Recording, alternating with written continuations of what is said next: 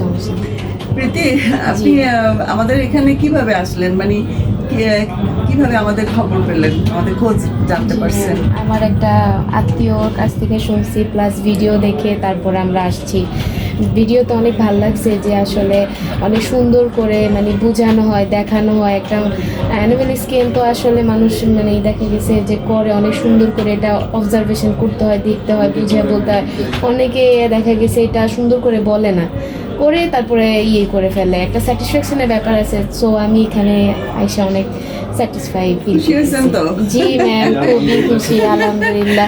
ভাই আপনি খুশি হয়েছেন তো? জি জি আলহামদুলিল্লাহ খুশি হয়েছি। আমি আসলে ভিডিওতে দেখছি যে অন্য ভিডিও দেখছি, কিন্তু এরকম সুন্দর করে আপনাদের যে মেশিন এত ক্লিয়ার অন্যখানে এত মানে পাওয়া যায় না, স্ক্রিনিং হয় না, হয় না, এখানে অনেক ক্লিয়ার হয়েছে।